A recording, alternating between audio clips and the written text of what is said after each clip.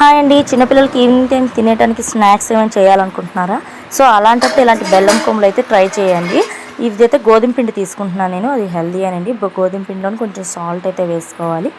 అందులోని వేడి నూనె కానీ వేడి నెయ్యి కానీ వేసుకొని మనం ఇలా రఫ్ చేస్తూ కలిపితే ఇలా చేతితో పట్టుకుంటే ఉండవ్వాలండి. ఇలాంటి స్టేజ్లో మనం వాటర్ అయితే వేసుకొని చపాతీ పిండిని ఎలా కలుపుకుంటామో సో అలా అయితే కలుపుకోవాలి. దాని మీద ఆయిల్ అయితే అప్లై చేసేసి ఒక పావు గంట వరకు మూత అయితే పెట్టేసి పక్కన పెట్టేసుకోవాలండి. పావు గంట తర్వాత ఒకసారి బాగా కలిపేయాలండి ప్రెస్ చేస్తూ. దాన్ని ఒక రోల్ చేసుకొని మనకి ఏ సైజ్ అయితే కావాలో ఆ సైజ్ అయితే కట్ చేసి పక్కన అయితే పెట్టేసుకోవాలండి. అది బాగా ఒకసారి కలిపేసి లైట్గా 1/2 ఇంచ్ థిక్నెస్లోనే మనం చపాతీని ఎలా అయితే పాముకుంటామో అలా పామేయాలన్నమాట. దీనికైతే మనం పొడిపిండి కానీ నూనె కానీ ఏది అప్లై చేయాల్సిన పని లేదు. చక్కగా అలాగైతే అయిపోతుంది అనమాట. నీట్గా సాఫ్ట్గా మొత్తం కూడా ఒకటే మనం చెప్పాను కదా 1/2 ఇంచ్ అని, 1/2 ఇంచ్ ఇదే వచ్చినట్టుగా పాముకోవాలండి. దాన్ని ఎడ్జెస్ అయితే కట్ చేసేసుకోవాలి. స్క్రాప్ అనమాట. ఇది కూడా మనకు పనికి వస్తుంది, పారేయకండి, పనికి వస్తుంది. సో ఇది పక్కన పెట్టేసుకొని నేను చూపిస్తున్న విధంగా అయితే చక్కగా మనకి ఏదైతే షేప్స్ నచ్చుతాయో అలాగే నేనైతే కొమ్ములు అన్నాను కాబట్టి పొడవుగా కట్ చేస్తున్నాను అనమాట.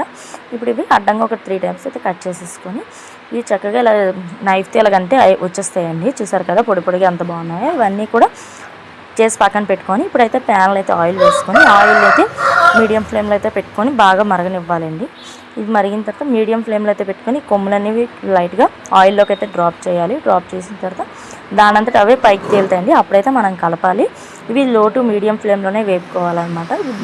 చక్కగా బంగారు రంగు వచ్చినంత వరకు బాగా ఫ్రై చేయాలండి. ఇది ఫ్రై చేయకపోతే లోపల ఉడకకపోతే బాగోదన్నమాట మనం చేసింది. సో అందుకని అలా చేస్తాం.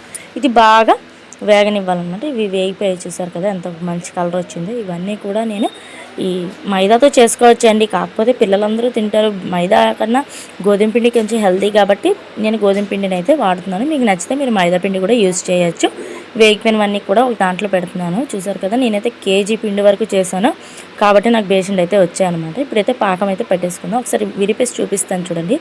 చక్కగా విరిగాయి కదా. ఇప్పుడు లోపల ఎలా కనిపిస్తుంది, ఇప్పుడు చక్కగా గుల్లగా ఉంది కదండి. ఇదైతే బాగా వేగినట్టు అనమాట. నేను కేజీ వరకు నేను బెల్లం గోధుమ పిండి తీసుకున్నానండి కాబట్టి నేను ఒక 1/2 కేజీ వరకు బెల్లం అయితే తీసుకొని టీ గ్లాస్ వాటర్ అయితే వేసేసుకొని బాగా బెల్లాన్ని కరగనివ్వాలండి. ఇది బెల్లం కరిగిన తర్వాత బెల్లంకి కొంచెం ఇసుక అది ఉంటుంది కాబట్టి ఒకసారి ఎందుకైనా మంచిది మనం వడగట్టుకుంటే మంచిదండి. వడగట్టి పక్కన పెట్టుకొని మంచిగా పాకం వచ్చినట్టుగా అయితే పెట్టుకోవాలండి. పాకం ఎలా ఉండాలంటే ఇప్పుడు నేను చూపిస్తున్నాను కదండి, వేళ్ళ మధ్యన పెడితే లైట్గా తీగ పాకంలాగా రావాలన్నమాట.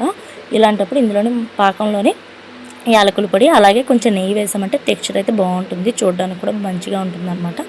వేసేసుకొని కొమ్ములు అయితే అందులో వేసుకొని బాగా కలిపేసుకొని ఒక 5 మినిట్స్ వరకు ఆరనిచ్చి మనకు